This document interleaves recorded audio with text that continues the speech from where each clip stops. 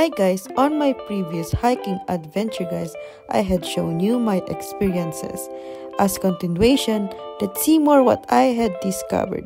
Los Gate!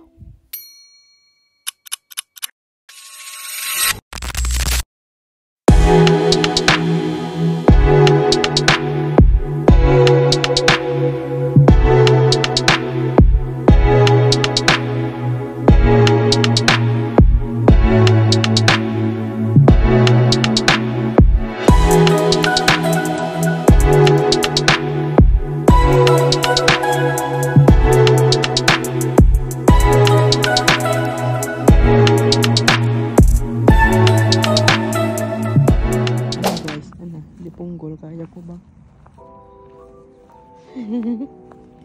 Kaya ko ba dito? Hindi ko may slide lang ako eh.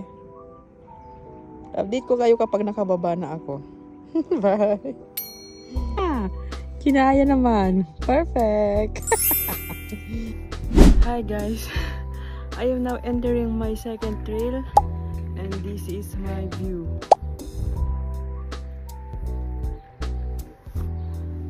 Los Gates. On my second trail guys, ay dito na ako dumaan. Sobrang ganda ng weather dito guys. At sa tingin ko, yung daanan will be a bit slippery kapag uulan since puro rock formation ang madadaanan mo. Actually, meron namang mas madali na daan guys. Pero wala lang, gusto ko lang pahirapan ang sarili ko. Tas yun, pagkataas ko, diba bababa na ulit ako para kuhanin ko ang aking fonts.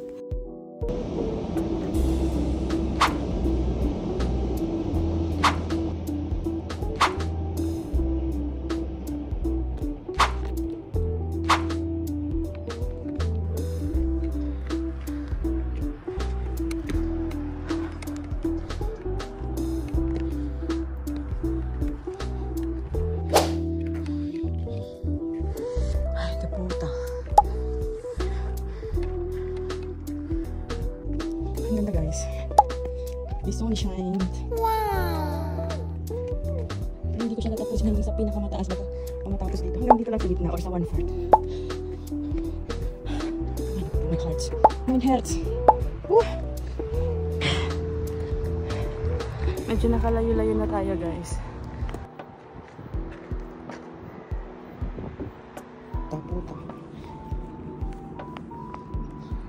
I'm on top of the world. Hi guys! Nandito na tayo sa pangalawa nating trail. Look, may train! May train!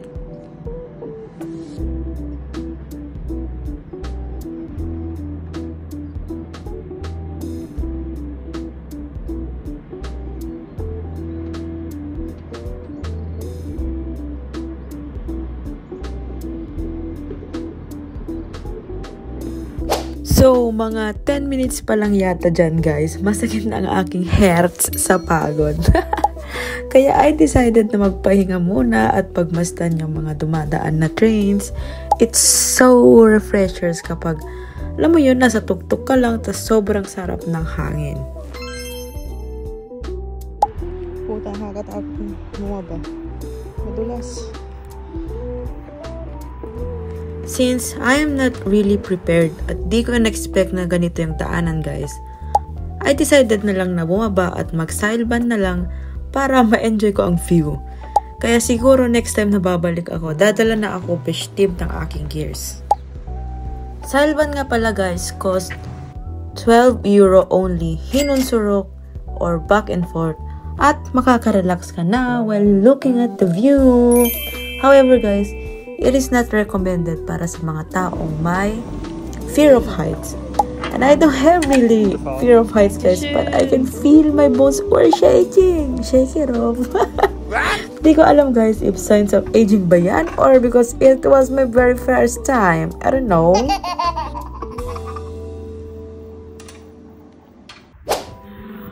Oh, fresh air.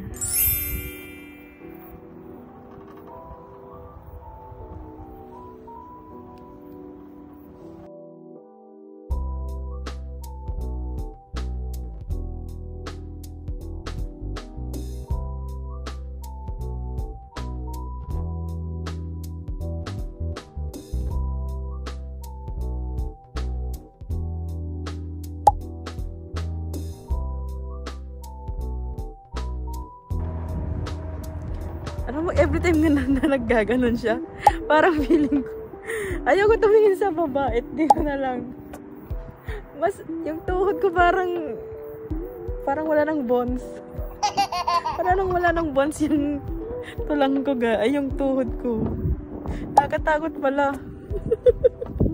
Tingnan mo kasi ilang feet na tong sobrang layo ko na.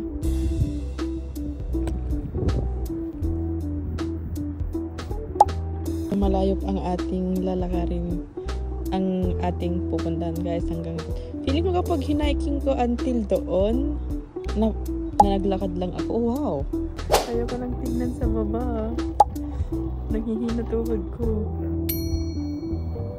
So, nakarating na ako sa taas guys at meron nga pala silang 17 trail na need mo na puntahan. So, ako nakakadalawa pa lang guys. Tapos, sa taas guys, meron isang restaurant and you will really enjoy the panoramic view of Beaupards. And since I'm alone guys, I asked a stranger to take a photo of me. And yeah, it's not bad to ask sometimes, right?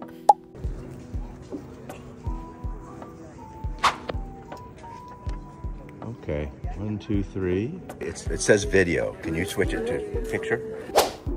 And I just sat at the resto for about 2 hours guys, drinking tea and pinagmamasdan ko lang yung mga tanawin. Ang galing lang kasi nakikita mo both side ng countryside at city side. And what's so amazing is nakikita mo ang different kinds of transportation via land, water, and trail.